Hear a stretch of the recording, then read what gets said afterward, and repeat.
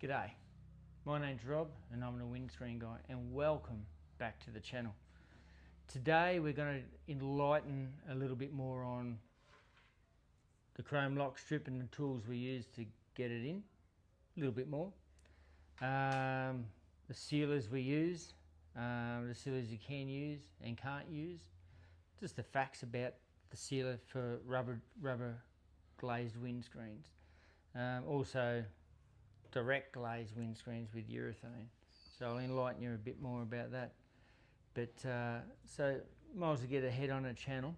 And with the lock strip, I didn't really go right into in the last video of how it's done properly. I just gave you an overlook of what I do and how it's done and everything like that. So what I've done here is, that's a chrome lock strip. That's just ones for a Tirana.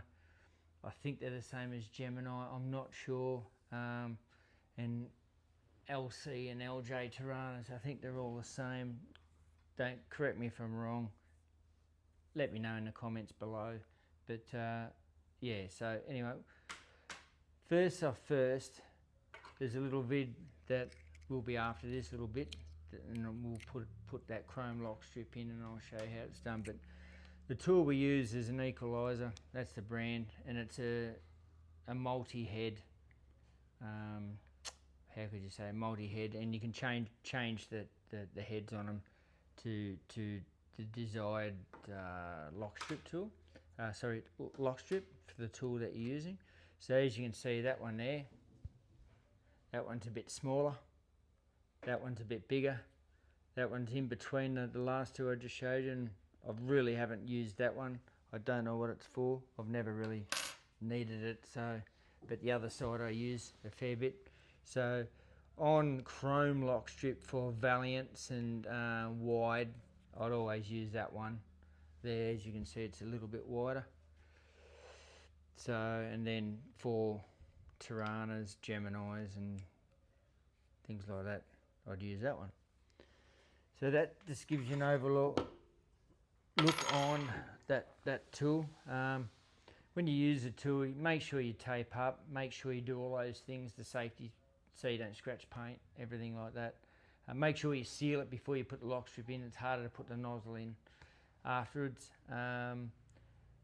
If you're in a paint booth shop or a panel beater, use soapy water or windscreen cleaner. That's all I use. If you're at home at the customer's place and they don't mind you using silicone spray, put a little bit of silicone spray. Makes things a lot easier, or soapy water. So yeah, but the sealers we use are these two, and I'll show you in this clip. And that clip shows you exactly what those sealers are about. So you can see there, that one there's, as long as you use what they call a non-skinning mastic, okay, you're right. There's a couple of different types of non-skinning mastic. If you use a mastic, which is a skinning mastic, that's the wrong one. What happens with the skinning mastic is it goes hard after a couple of years, dries out, and then cracks inside where the seal is. So the sealer actually goes in pieces, in other words, in between the rubber and the body and the glass to rubber.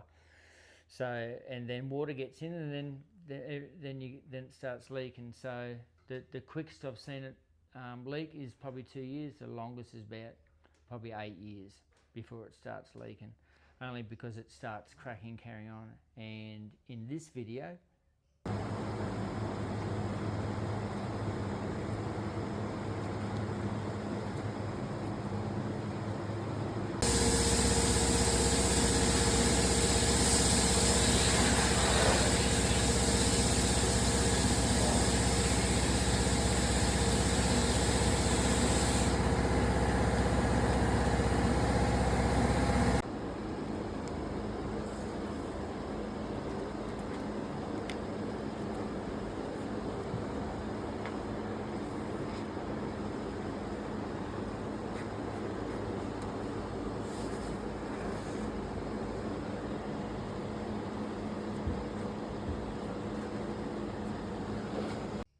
So in that video there, it just shows you that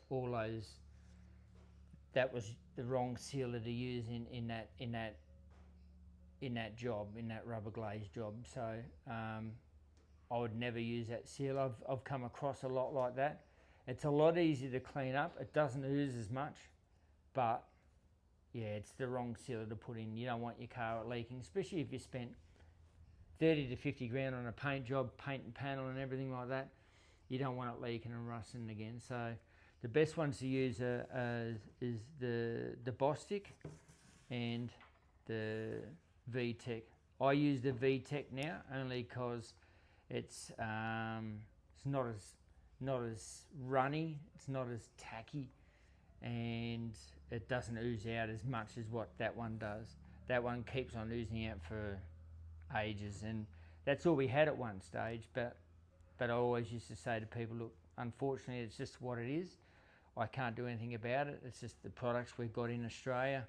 So, but this one's made in California, so it's a really good gear. I trust my life on this one because it's really good gear. It's just, I've never had any leaks when I've used, actually I've never had any leaks using any of these, so it's good. I used to, when I first started doing this, I used to put a bit more in than normal just to compensate for my learning. But now I know what I'm doing. I don't need to put a lot in because I know how much to put in on different jobs and things like that. If you're not sure on how much, just let me know and I'll show you what nozzle size you really need. It's hard to know what nozzle size you really need for the different applications. Commodores need a bit more. Yeah, it's ongoing. So yeah, but that's the sealer. That's the sealer I use. There's nothing wrong with any of them, as long as it's non-skinning. I can't stress enough, non-skinning. So they're the two I'd use. They're the only two that are on the market here in Australia. I don't know what's overseas, but as long as it's non-skinning, don't use urethane. Some people, I've gone to some jobs and the rubber's glued in with urethane, the chromes are glued in with urethane, and it took me 2 hours just to get a rear screen out, and I had to charge the customer and he wasn't real happy about it because I'm trying to get the chromes out, you're nearly bending them to get out, to get underneath the clips, everything like that. So yeah, it wasn't real good, so he wasn't real happy. That was on an old Valiant. So, but for direct glazed windscreens, this is the stuff I use. Merbident, okay. There's we used to use a lot of different couple of brands throughout the years that I've done it, but this one seems the best. I've got a data sheet here, so I wouldn't mind reading it to you, only because it's pretty important of what you use in the different areas that you live in. So I'll just go back to the start of it. The good thing about it, once you've done the job, it's odourless. So when you shut the door up and the customer goes in a couple of hours later, there's no smell. Next to no smell. There is a slight bit of smell, but it says here it's odourless, so it's not like other ones where it's really strong chemical smell. It meets the Euro NCAP safety rating, which is worldwide, and temperature resistant after curing. So between 40 degrees and minus 40 degrees to 90 degrees Celsius. That's for once you've done the windscreen and it's cured, that urethane can withstand minus 40 degrees and it can excess of 90 degrees Celsius. So yeah, so minus 40 degrees, which is pretty cold, and 90 degrees, which is pretty hot. So it's good for all that. When you applicate it, it's the minimum of 5 degrees and top of 40 degrees when you're applying it. So it's pretty good. So yeah, that's what I do like about it. It has a long shelf life, not like a lot of the others. They might be only like 4 months or 6 months. These are 15 months, so which is pretty good. So, and the toxology report on them says this product does not have any harmful effects, which is good on the environment and on human beings. So it's great. So that's why I use it. There's no carcinogens. Some of them do have carcinogens, which is cancer-causing agents, and I don't use it. So, but I still look with all of this sort of stuff. I still use gloves. You still want to use gloves. You want, and if you get it on your hand, at least you can take the glove off, and you've got clean hands. If you've got to do tidy ups and things like that, and you're not getting it all up over the upholstery or anything like that. So, but them's the breaks of all of those sort of things, and yeah, so that's what I'd like to put through to you guys. See what you think, comment down below, and if you like the channel, subscribe down the bottom and hit the like button. I'd really appreciate it. The more subscribers I've got, the more videos I'll do. And it's just not, I just won't do old classic cars like this one. I'll do newer cars, right up to Mercedes-Benz Maybachs and Hiluxes, you know, Rolls-Royces and things like that. I'll do anything and everything. So side glass, wiring out, all that sort of stuff. So stay tuned on this channel, and I'll show you a lot more about windscreen fitting. And if there's any questions you want to know, just let me know. Comment down below, and I'll get back to you as soon as I can with it. So the more comments, the better it is. You know, like the more we get this out there of how to fit windscreens. So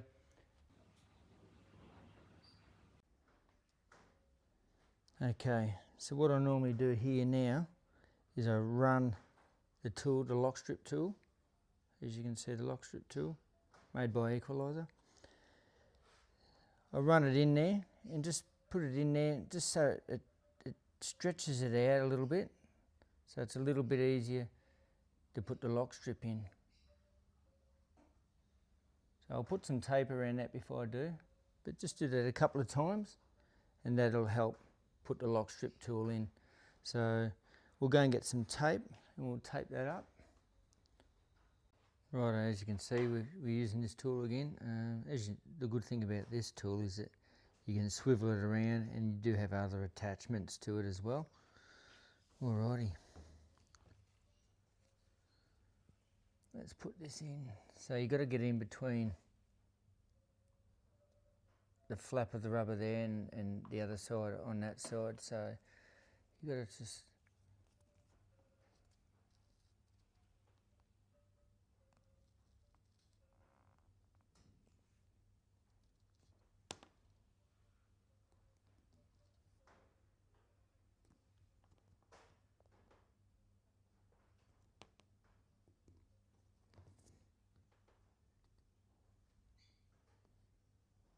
yeah, it's going good. Just take your time.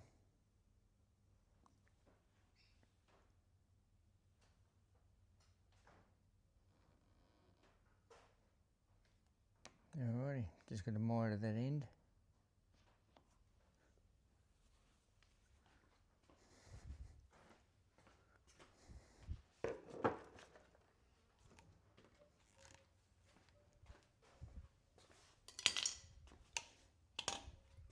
Let's just push it up so she's nice and tight.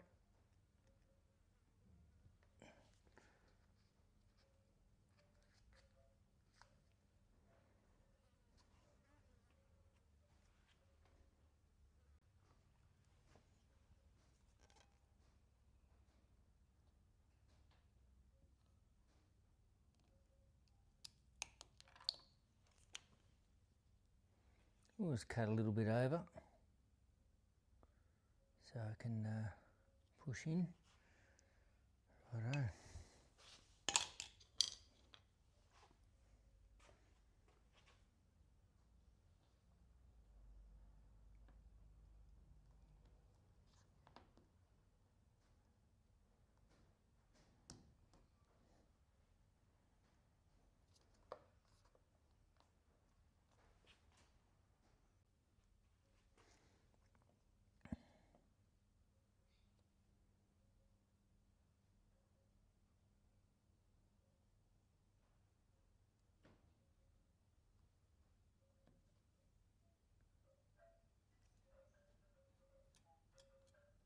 There we go. That's all in.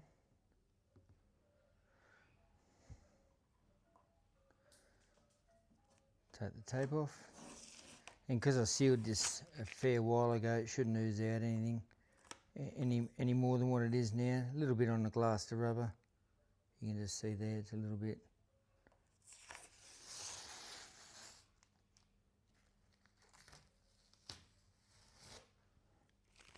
Righto. Right, as you can see, we're all done now. Coming to the end of the video, there's not too much to do now, but as you know, when you put these all these side glasses in, it's not as easy as what it is. Front ones aren't too bad because you can angle them in and everything, but when you've got two glasses, one's a wind up and one's a fixed glass, you've got to put this down the bottom of the rail, right down the bottom. Don't even put it on, just leave it down in the well, down in the door well. So what you've got to do is put that down there, put the quarter glass in with the rubber on it, then put the bar in, get it into the location, and then before you bolt it in up the top up here, and before you bolt it in at all, just have it sit in there. You've got to just angle it a little bit to get the side glass up into it, then you shove it across a bit more, and then put the door glass. Tape it up and over. So all you got to do is just run a bit of masking tape up and over, like that. Once you do that, then you can screw this in, bolt, should be a bolt here, and then there should be another one down further, which is an adjuster which moves side to side to adjust it. Once you do that, and in and out of course, once you do that, you put the winding mechanism into the door, and then you can relocate where the bolt holes are. And that's technically really how to do that. So they're not much fun, but you've got to be careful not to scratch these bars after you've painted them. Putting these little rubber strips on, yeah, they can be a bugger too. So, but we'll go through all that eventually as jobs come up. And so yeah, that's the rear screen in. It's come up all right. Looks like my dog's affected by the heat. Hey, Rusty. Hey. Yeah. So, but yeah, this is going to be a nice little cruise. As I said, this one I do want to spend another $500 on getting a rear screen. You can sort of see some light scratches in there, but it's not too bad. If it annoys me, maybe. We'll just see how we go. But all the side glass was pretty good. I never had much drama. I did buy brand new side glass on the front, but the rears were fine. I did buy new ones for here, driver's side and left hand side. The reason why is these rubbers go really hard, okay? So once those rubbers go really hard, they accumulate dirt and dust, and then they start putting lines of scratch marks up the glass. You'll see that happen a fair bit. So, but yeah, so that's mainly the side glass. The windscreen's a new glass. I always love putting a new glass in the front windscreen. It's always nice to have a nice new glass. So anyway, that's that, and yeah, we'll close off very shortly. Alrighty, that's all we have for the channel for today. If there's any questions, mark them down below, write them down below, and I'll get back to you as soon as I can. But yeah, if you like what you see, subscribe please. It's awesome. I've got starting to get a few subscribers now, and it makes me kick it along a little bit more. So, but anyway, that's all we have for today. Stay tuned for the next one, and be good, or be good at it, and we'll see you next time. I'm Rob, I'm the windscreen guy. See you next time.